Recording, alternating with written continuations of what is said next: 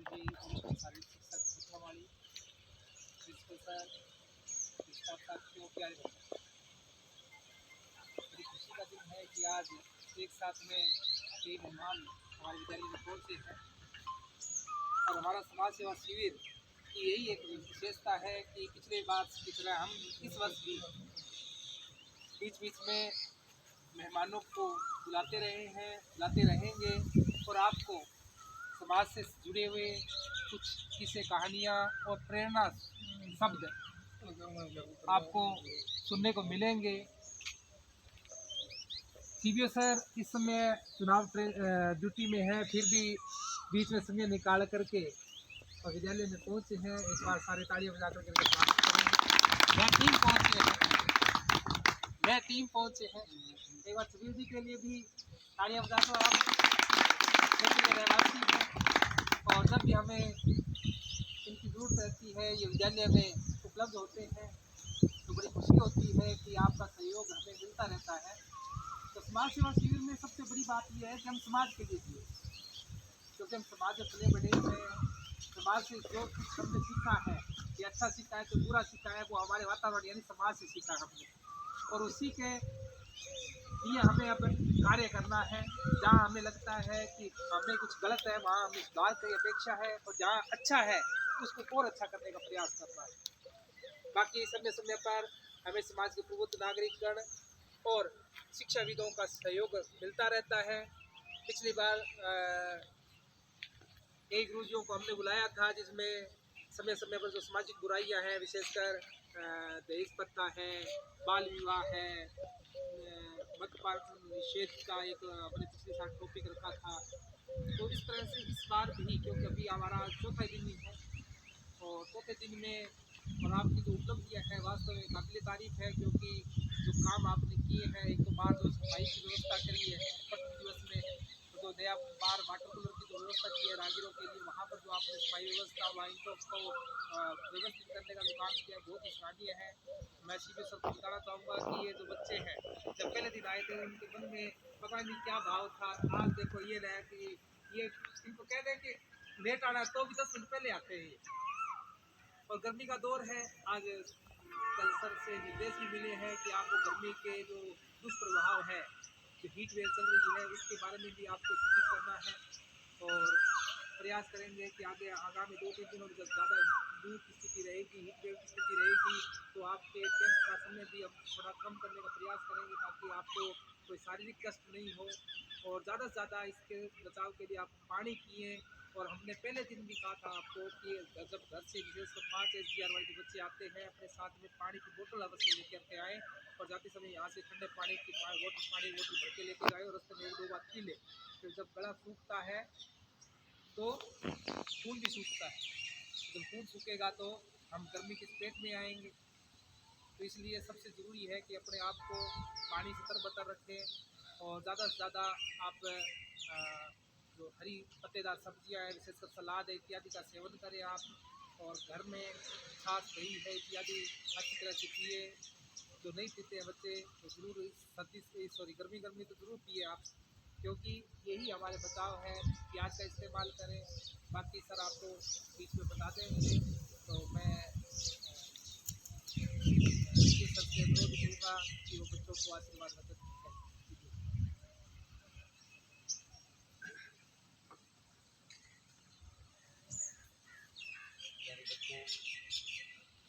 सम्मानित संस्था प्रधान प्रिंसिपल राजेंद्र जी, सुबीर जी, अन्य स्टाफ साथियों,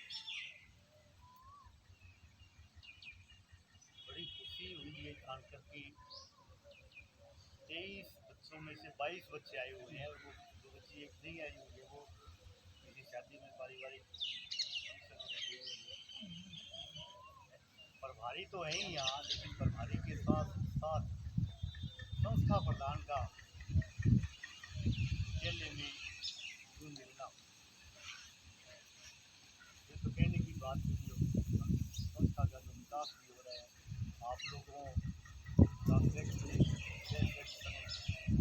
और सांस्कृतिक समझे आपको विद्यालय के विकास का परिणाम आज आ रहा है, अच्छा आएगा और आने वाले सत्र में आपकी अगली बार जब 12वीं की परीक्षा दोगे तो अच्छे अंकों से उत्तीर्ण होगे, प्रथम श्रेणी से अच्छे परसेंटेज लेके उत्तीर्ण हो, यही शुभकामनाएं मनोकामनाएं।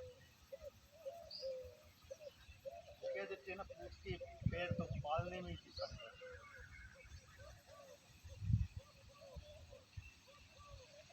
यहाँ जहाँ वातावरण अच्छा होता है उस विद्यालय के अंदर, क्योंकि मेरा भी एक लंबा अनुभव रहा है राजेंद्र जी के साथ, हमने कई जगह काम किया है, शुरू से ही मेहनती रहे हैं और यही प्रेरणा देते हैं।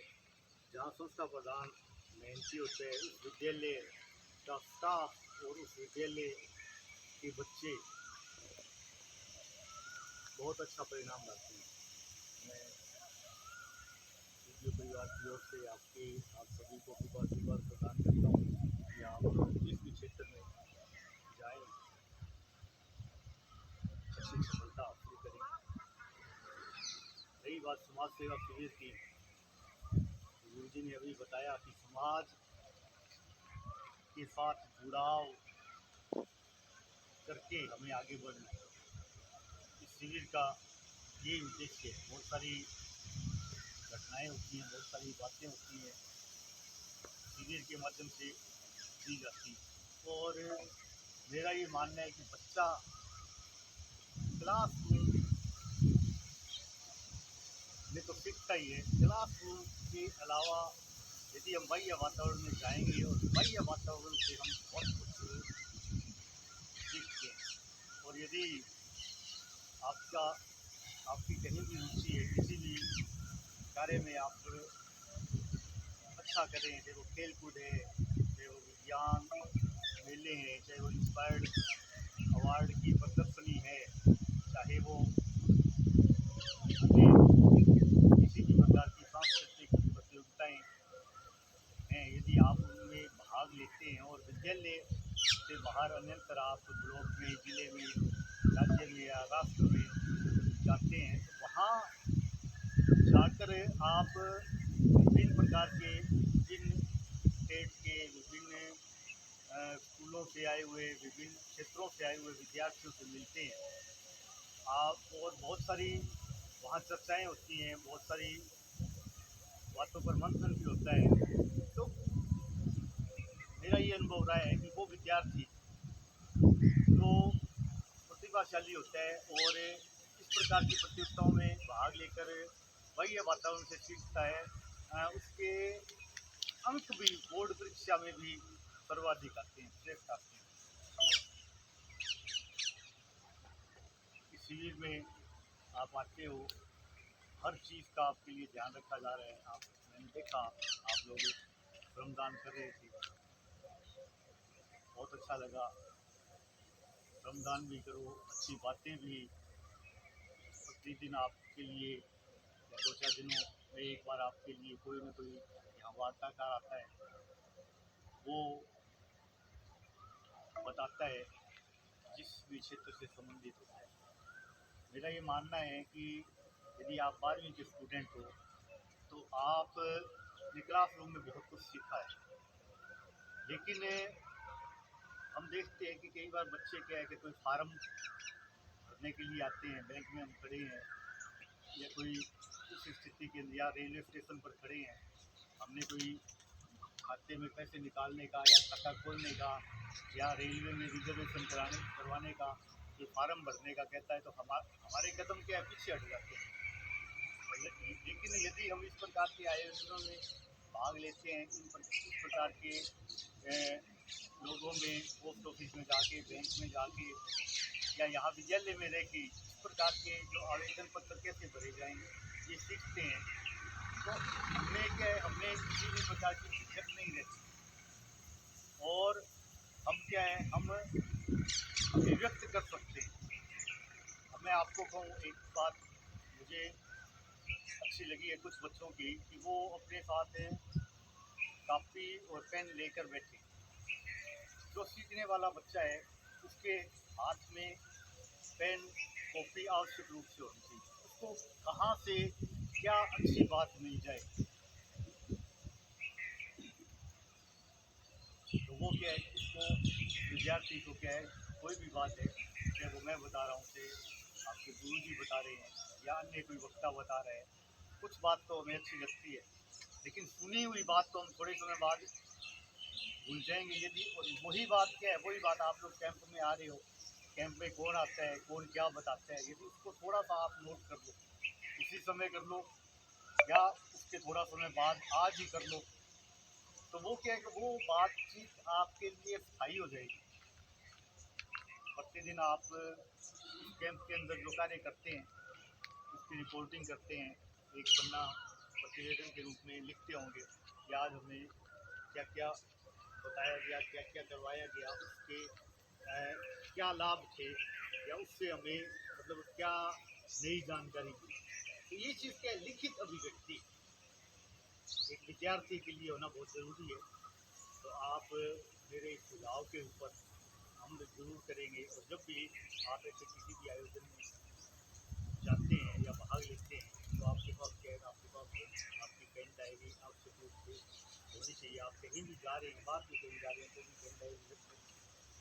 तो उस स्थिति के अंदर क्या है, उस स्थिति के अंदर जो भी अच्छी बात लगती है आप तो कॉपी के अंदर नोट करें, और इसको क्या है, इसको अपने जीवन में अपनाएं। एक बार फिर आपके उज्जवल भविष्य के लिए शुभकामनाएं। विद्यालय में ऊर्जावान नेतृत्व के निर्देशन में राजनीति विकास हो, ये शुभकामनाएं।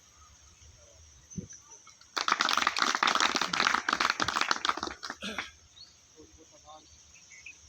ये सब ये सब ने आपको बताया कि समाज से जुड़े हुए कार्य, विशेषकर बैंकिंग है, रेलवे है, तो वहाँ पर बहुत से ज़रूरतमंद लोग होते हैं, उनको जानकारी नहीं होती है। तो आप जैसे युवा यदि उस क्षेत्र में या उस कार्य क्षेत्र में रहते हैं, निवासी हैं, तो आप ऐसे लोगों की मदद कर सकते हैं। एक उदाहरण मैं आपको बताना चाहूँगा। मैं अभी छुट्टियों से जस्ट पहले मैडम के प्रदेश को लेकर के जन सेवा में गया था, तो वहाँ पर दक्षिण स्टूडेंट्स पढ़ते हैं, तो उनको काम दिया जाता है कि ग्रुप वाइज में रोजाना 10 बच्चे होते हैं, जैसे उनकी पढ़ाई का फेस पूरा हो जाता है तो उनको जन सेवा हॉस्पिटल में रिसेप्शन पर बैठना होता है। तो जैसे ही कोई ज़रूरतमंद आता है, उसको जैसे मेडिकल का पता नहीं है, किसी डॉक्टर का पता नहीं है, तो उनका ये कार्य रहता है कि वो उन संबंधित जो मरीज़ है या उनके परिवारजन हैं, उनको संबंधित डॉक्टर के चैम्बर तक पहुँचाएँगे, रसीदें कटवाएँगे। और ये जो व्यवहार है, यही हमें समाज में हमें कितना अच्छा है, फलाने का लड़का अच्छा है, फलाने का लड़का बुरा है, ये निर्धारित करने में सबसे योगदान देता है। जितना आप गांव में अच्छे सभी के साथ में रामरमी करोगे, मिलजुल करके रहोगे, अच्छा बोलोगे, तो हर कोई आपको प्रेम भाव प्रकट करेगा और आपको अच्छा बताएगा। और यदि आप वो सुन्नों की तरह या गुमसुम के तरीके आता है जाता है, कोई किसी से कुछ नहीं कहता, तो फिर है तो सही उनका एक लड़का पता नहीं कैसा है। क्योंकि समाज में हम अपने को आपको तभी प्रकट कर सकते हैं जब हम अपनी अभिव्यक्ति दें। अभिव्यक्ति आप शारीरिक रूप से दे सकते हो, भावात्मक रूप से दे सकते हो, और कार्य क्षेत्र में जैसे खेल के इत्यादि खेल क्षेत्र में होता है, उसमें भी आप भागीदारी निभा सकते हो। सीपी सर ने आपको बहुत प्रेरणादायक संदेश दिए। आशा करता हूँ कि आप सर के विचारों को अपने जीवन में उतारोगे। अब मैं प्रिंसिपल सर से अनुरोध करूँगा कि वो भी अपने विचार प्रकट करें।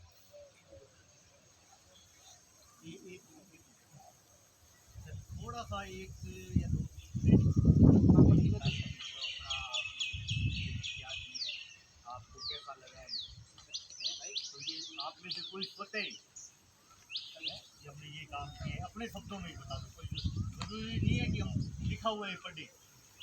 जो कुछ भी किया है आपको कैसा लगा है इसके लिए आगे तो अपना क्या है, आप अपना आपसे थोड़ी सी जानकारी लो, उसके बाद उसको बताइए।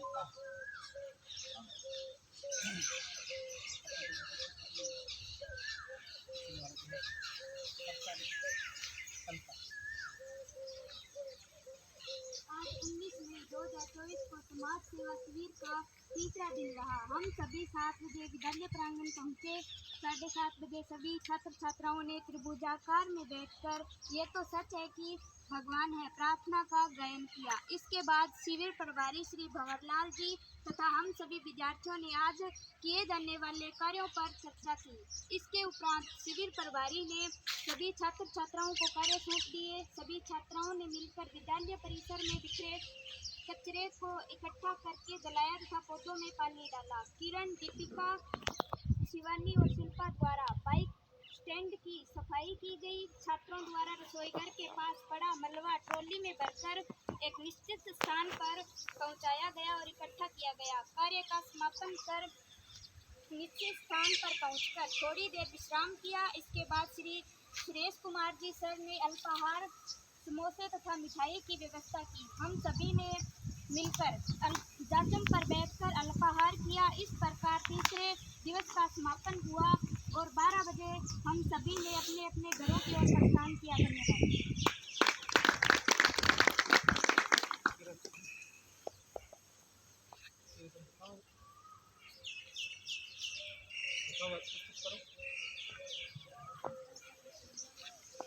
कल का परसों आपको लिखा हुआ वो बिल्कुल का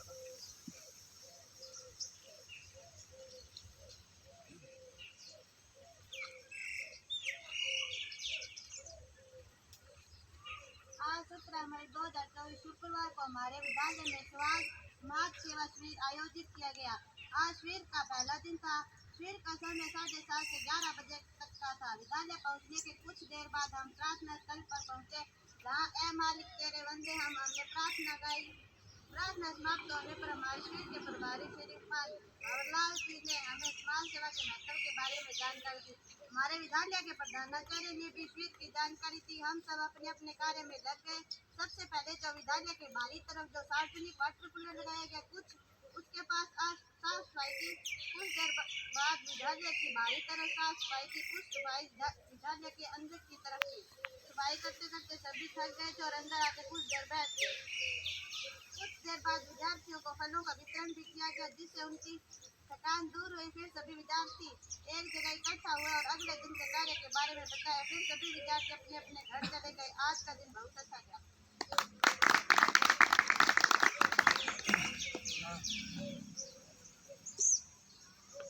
वैसे बता दो बिना मतलब आप कैसा महसूस कर रहे हो? हैं ऐसे आयोजन और होने चाहिए, हैं कितने होने चाहिए? बताइए और बताइए, ये भी तो जरूरी है इसमें कि आप आज चौथा दिन है। चौथे दिन में 4 दिनों में जो भी आपने सीखा है, देखा है, हैं उसको विचारों में व्यक्त करना है। ये भी तो भी दे सकते हैं। साफ सफाई की और इससे हमारे विद्यालय को सुंदर लगेगा और विद्यालय में होने वाले सभी छात्रों की महत्वपूर्ण भागीदारी रही है। आप ये भी बता सकते हो ना कि पहले दिन आए तो तब कह दिया था कि सर आप बुला रहे हो और तो लोग नहीं बुला रहे। पहले तक तो लगा आपको ऐसे लगता है कि शिविर और भी करना चाहिए।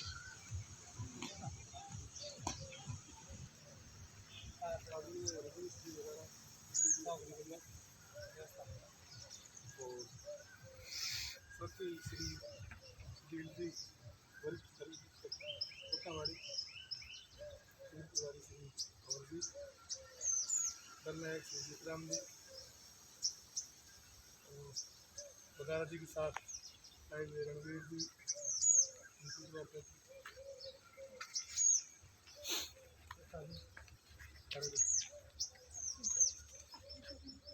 आज योग बस बदारा जी ने पूछा कि आप कहाँ हैं? मैंने कहा स्कूल में क्या कर रहे हैं? मैं जरूर आऊँगा। बहुत अच्छा लगा। इस बहाने विभाग के उत्तराधिकारी तक भी हमारे शिविर की जो है गतिविधियाँ उनके बारे में जानकारी पहुँचेगी और वास्तव में शिविर लगा हुआ है, जिसको काम कर रहे हैं उसकी जानकारी भी उत्तराधिकारियों तक जरूर होगी। और हो सकता है कि कल के समाचार पत्र में भी मिल जाए छोटी सी 2 लाइनों में शिविर का संचालन किया जाए। खैर ये तो अपनी गतिविधियाँ जो चल रही है वो चलेंगी, उसमें परिवर्तन होंगे समय के अनुसार। बाकी जैसे और सर ने बताया और जैसे मौसम विभाग की चेतावनी आ रही है बार बार, तो उसको ध्यान में रखते हुए अपने को थोड़ा सावधान जरूर रहना है। और आपने देखा भी होगा कि दोपहर में 11-12 बजे के बाद में और उसके बाद में लगभग शाम को 6 बजे तक एक जैसा तापमान। यदि आप बाइक से निकलते हैं तो 6 बजे के लिए 7 बजे तक भी वही टेम्परेचर महसूस होता है। तो उसमें लापरवाही नहीं करें। यदि बाहर निकलना ज़रूरी हो तो सिर पे कपड़ा, टोपी, हेलमेट हमेशा लगा करके निकलें और यथासंभव कोशिश करें कि घर से बाहर नहीं निकलें और अपने साथ पानी अवश्य रखें और पानी बार बार पीते रहें। और यदि आपको महसूस हो इस तरह का कि कुछ लू जैसी स्थिति है, छाया वाले स्थान पर बैठें और अधिक से अधिक मात्रा में पानी का सेवन करें। ये जानकारी आप घर पे भी दें, क्योंकि हो सकता है घर पे जो हैं उनको भी जानकारी नहीं है। मौसम विभाग की जो चेतावनी उसके मद्देनजर अपने 7-8 दिन उन्होंने क्या सतर्क रहना है और इसीलिए आपका जो समय है वो कोशिश करेंगे 10:30 तक रखें, ताकि इसमें दोनों ही काम होते रहें, काम भी हो जाए और हम उस लू वाली स्थिति से बचेंगे। सबको मैं एक चीज़ बताना चाहूँगा कि शिविर में लगभग 70% स्थिति है और प्रतिदिन बच्चों के लिए अलग अलग नाश्ते की अल्पाहार की व्यवस्था स्टाफ साथियों द्वारा की जाती है। उनसे आर्थिक सहयोग इकट्ठा हो जाता है। आज विद्यार्थियों ने स्व प्रेरणा से खीर का निर्माण किया बनाई है, मैंने देख ली थी वो खीर बनाई है। उसका उसका अभी मेरे को उसी की खुशबू आई थी तो मैं आ गया। उसका अभी सब आनंद लेंगे। तो और उसमें भी मतलब एक रूपता नहीं है, किसी दिन फ्रूट है, किसी दिन मिठाई है, किसी दिन पोहे हैं या खीर है या उसके बाद हलवा भी बनाया था। तो ऐसा चलता रहेगा। उससे एक आप कुछ बनाना भी सीखेंगे और साथ ही साथ में क्योंकि कार्य करते हैं तो कुछ ऊर्जा की आवश्यकता होती है वो भी पूरी होती रहेगी। इससे ज़्यादा आज कुछ नहीं लेंगे आप।